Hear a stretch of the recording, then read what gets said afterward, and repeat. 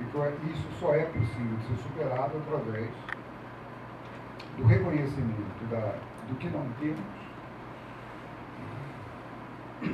do que o outro não tem, do que temos, do que o outro tem, e com humildade, com amor, nós caminharmos nesse soerguimento antropológico, se os colegas me permitem, né, que é marcadamente filosófico, porque somos a capacidade de julgar, a capacidade de discernir, a capacidade de pensar, querer e julgar, né, de maneira que aqui nessa mesa nós possamos ajudar ao soerguimento do Museu Nacional, que é uma das coisas mais bárbaras que eu já vi acontecer. E que está passando batido de novo. E que, inclusive, está sendo utilizado pela guerra psicológica, que nos chama de guerra híbrida, para responsabilizar, por exemplo, um determinado partido. Como se um determinado partido fosse o responsável pela queima do Museu Nacional. Ou seja, o problema é muito mais complexo e o que eu quero sublinhar, claro, abrindo a mesa, que eu agradeço muito a presença do professor Luiz Fernando Duarte, da professora Cristina Cerejo, do colega Maurício, Roberto Maurício, e do nosso reitor, Roberto Leger, que está no Consum e que esperemos que consiga se liberar a tempo, não sabemos, de qualquer maneira está aqui presente, né? Porque o que está em jogo no soerguimento do Museu Nacional é o soerguimento da cultura brasileira, o soerguimento do território mental brasileiro, o soerguimento da nossa memória, que apagar a memória é comprometer justamente a comprometer a nossa capacidade de atenção e sabermos em que direção vamos aplicar a nossa vontade. Ok?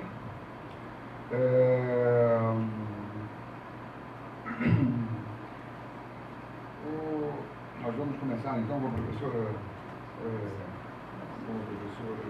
Cristina Cerejo, vice-diretora do Museu Nacional. E antes de passar a palavra, se você me permite, eu gostaria de pedir uma salva de palmas para a memória da cultura brasileira.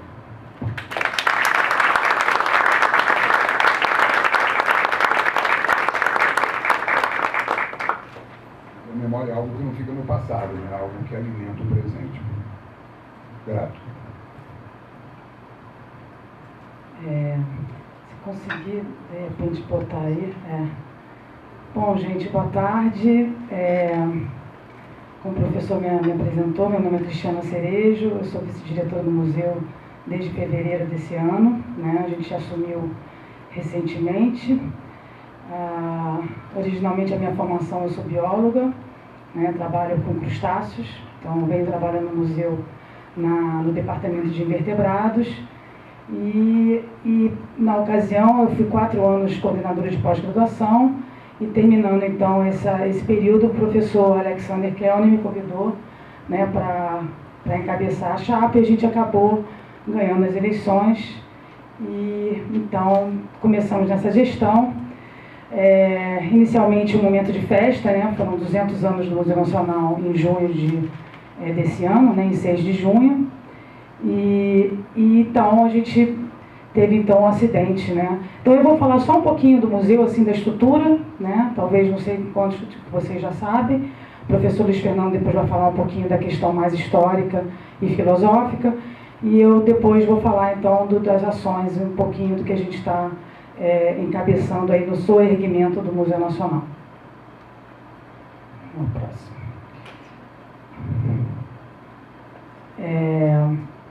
Ixi, isso aí não vai funcionar assim, não. Apresentação do F5. Está com F5? F5. Aperta a tecla F5. TI. Vê lá. Então, rapidamente das histórias, né? Assim, só em termos cronológicos, né? A Casa dos Pássaros foi o reunião de acervo que existia na época ainda do Império. Em 1818, então, tem a fundação do Museu Real, por Dom João VI. Em 1822, então, ele passa a se chamar Museu Imperial por Dom Pedro I. Em 1830, a gente passa, então, a se chamar como Museu Nacional. Dom Pedro II, então, fica à frente e traz várias peças para o Museu Nacional e tem um grande valor científico, né, a casa. Em 1889, a Proclamação da República. Em 1892, a gente tem a primeira Constituinte lá no Palácio. Em 1946, então, o museu passa a integrar a Universidade do Brasil, hoje chamada, então, da Universidade Federal do Rio de Janeiro. Atualmente, então, o museu integra o Fórum de Ciência e Cultura aqui da UFRJ. Próximo. Então, os 200 anos foi comemorado, né, na Sala da Baleia. Nós tivemos uma festa, foi um momento, né, de celebração. Vínhamos investindo no museu, né, numa ascendente, no momento de festa. E, então, isso foi em 6 de junho, né, de 2018. Né? Próximo. Bom, o museu, então, além da questão da exposição, né, que é muito conhecido pelo público, nós temos a parte de pesquisa, né, que é bem forte no museu. Nós temos 6 programas de pós: senso estricto, arqueologia, antropologia social, botânica, geociências, linguística, línguas indígenas e zoologia. E lato sensu nós temos 3, né, de especialização, são 4: geologia do quaternário, gramática gerativa e estudos de cognição, 3, e línguas indígenas brasileiras. Esse slide, então, é um resumo de eu vou falar depois um pouquinho, saiu uma revista da FAPESP, toda voltada para o museu, e eles resumem, então, um pouquinho dos programas, né? Antropologia social é a mais antiga, foi criada em 1968, vai fazer agora 50 anos, e é conceito 7, né, na CAPES. A arqueologia foi criada em 2006, é conceito 4, botânica é de 72, conceito 4, geociências é mais recente, assim como linguística, 2015, ambos com conceito 3, e a zoologia é de 1972, nessa última avaliação passou para conceito 6, né? E reunindo, então, todos esses programas, a gente tem cerca de 2.000 teses de mestrados defendidas ao longo desse tempo, e cerca de 80 teses, mais ou menos 800 teses de doutorado defendidas. Então, é uma produção bem grande. Próximo. Em termos de administrativos, nós temos os setores especializados em museologia, assistência ao ensino, um laboratório de conservação e conservação, que foi preservado, então ele está atuante agora no momento, pós-incêndio, ele fica numa área anexa do Palácio, que eu vou mostrar depois. A Biblioteca Central foi também mantida, ela está nessa área anexa, que não foi o mesmo que aconteceu com a Biblioteca de Antropologia Social, que foi totalmente destruída pelo incêndio. Seção de Memória e Ensino, Memória e Arquivo, Escritório Técnico e Arquitetura e Núcleo de Preservação Ambiental. E aqueles são os setores administrativos. Próximo. Em termos de pessoal, nós somos cerca de quase 90 docentes na casa, 210 funcionários, né? Prestadores de serviço, 500 alunos ligados a esses programas de pós. O Museu Nacional não tem graduação, mas alguns professores atuam na graduação aqui da UFRJ. E cerca de 290 servidores, né, que eu falei ali em cima. Pronto, próximo. Então, aqui é só um esquema do que é o palácio, que é aquela região ali, né, em vermelho, e a seta, ela mostra para a região, isso é dentro do Parque da Quinta da Boa Vista, e aquela região do Horto, de 40 mil metros quadrados, é onde que a gente está hoje em dia trabalhando, uma vez que o museu realmente foi severamente afetado. Então, dentro do Horto, a gente tem o departamento de vertebrados, nós temos a botânica, a biblioteca central e alguns prédios que estão servindo para as aulas, né, continuarem. Antes mesmo do incêndio do palácio, a gente já vinha com a ideia de tirar a pesquisa de dentro do palácio. Isso já era um movimento já antigo, e devido a que muitas dessas coleções que a gente trabalhava estavam ainda dentro do palácio. Então já tinha essa ideia de realmente migrar, e agora esse movimento de fato vai se acelerar, uma vez que a gente agora está com o palácio destruído. Aqui é rapidamente só das coleções. Então a coleção de vertebrados, praticamente a gente tem essas 4 coleções, isso da área das biológicas, sendo que praticamente tudo está informatizado e isso tudo ficou preservado então nessa área do horto. Próximo. Aí um pouco da coleção de vertebrados. Próximo. A coleção de invertebrados, que conta com esses grupos: crustáceo, aracnologia, corais, equinoderma, que são as estrelas, malacologia, porífera e poliqueta. Esses grupos, aracnologia, que são as aranhas e opiliões, foi totalmente destruída no incêndio, e a malacologia também. Era uma das maiores coleções que ficavam dentro do palácio. Essas coleções foram destruídas e vão estar tendo que ser reorganizadas e refeitas, vamos dizer assim, né? A única coisa que foi conseguido tirar foi um pouco da malacologia, né? Crustáceo, que eu sou curadora, o laboratório se incendiou e muito material que estava lá dentro também, inclusive de coleção, foi perdido. Então a gente também está, vamos dizer, em parceria, né, com a Sociedade Brasileira de Zoologia e com os zoólogos, tentando refazer uma parte dessas coleções aí, para a gente poder continuar as pesquisas. Próximo. Aqui embaixo é onde que ainda tem as coleções, né, nesse anexo ali do palácio, então isso não foi queimado. E aqui antes de uma reforma, só para a gente ver, quando a gente teve o projeto da Vita, e teve um tipo de reforma de armário. Próximo. Aqui a malacologia, que foi destruída, aqui à direita, aqui na década de 50. Próximo. A entomologia, esses são os grupos, os curadores. Existiam cerca de 5 milhões de exemplares de insetos no Museu Nacional. Próximo. Pode passar. Aí só para a gente ver os armários que estavam no 3º andar do palácio. Esses armários foram realmente consumidos pelo fogo, infelizmente. Próximo.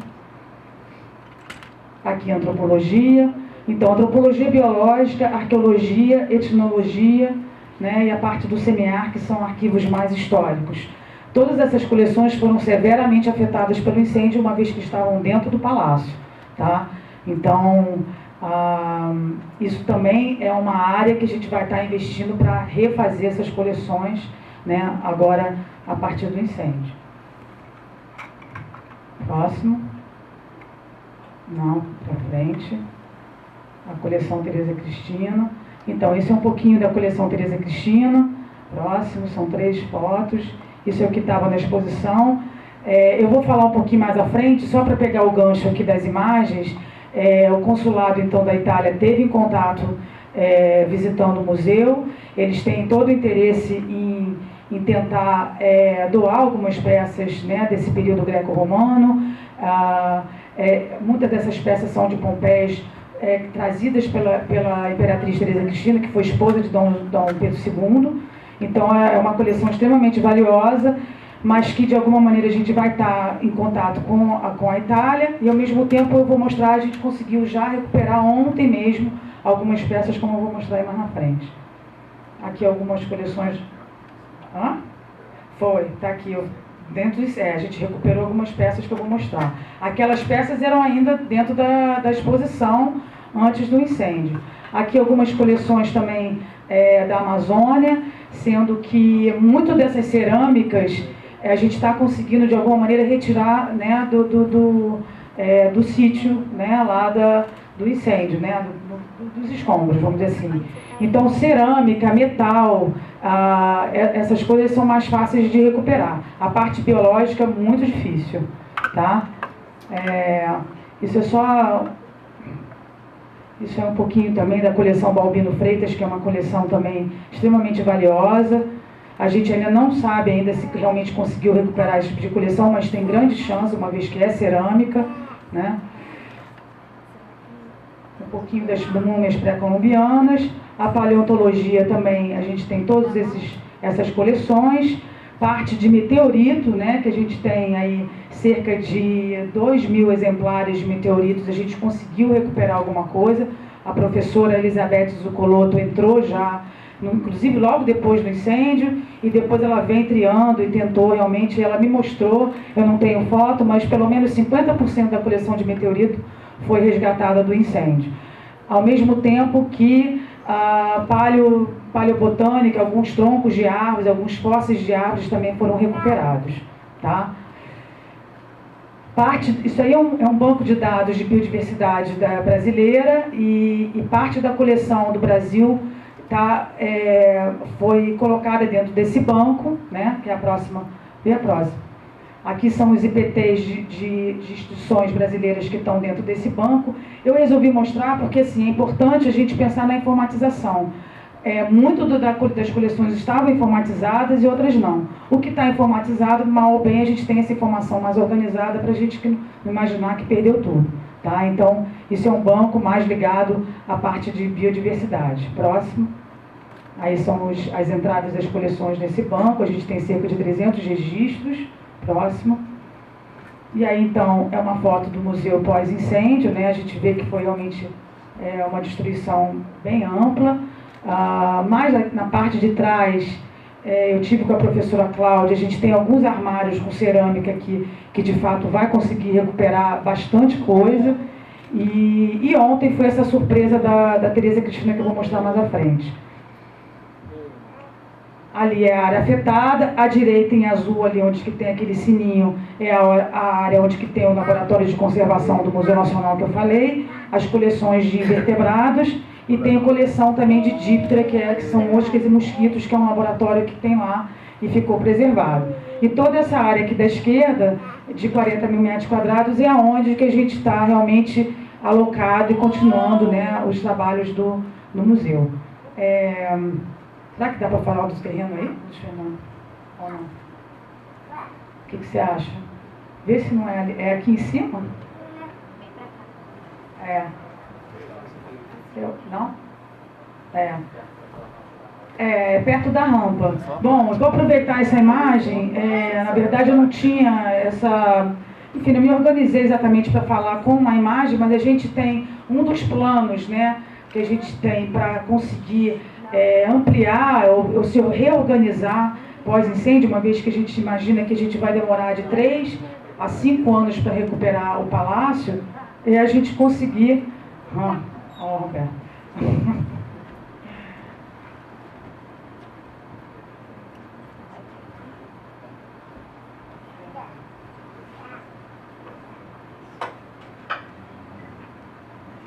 Tudo bem? Já estou terminando, rapidinho. Mais 5 minutinhos.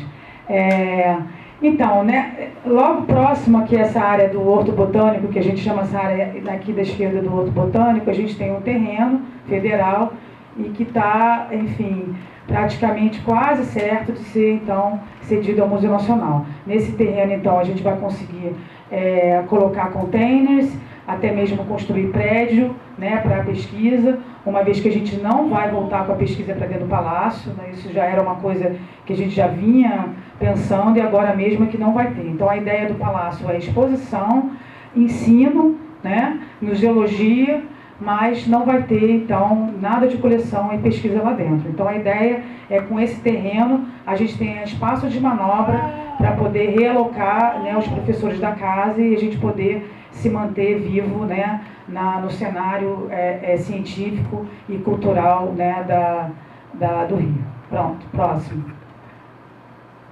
Aí um pouquinho das primeiras imagens aí do incêndio. Cerâmica, tá vendo? Que são coisas que a gente... Isso aqui é uma peça de cerâmica. Isso já é uma peça de opilhões, que são aracnídeos. Só para vocês terem noção que coleção biológica é praticamente perdido. Então não adianta conservador, não adianta botar álcool de volta, porque o material fica incinerado e as etiquetas também se perdem, tá? Então essas são as fotos que eu tirei ontem da coleção Tereza Cristina. Você vê que o material saiu em excelente condição, né? Então a gente ficou extremamente feliz aí com esse resgate de ontem. Aí a visita do cônsul do Canadá e o professor também lá da direita, Jack Lomond, que é também trabalha com museus e se mostrou extremamente entusiasmado em ajudar com financiamento, parceria,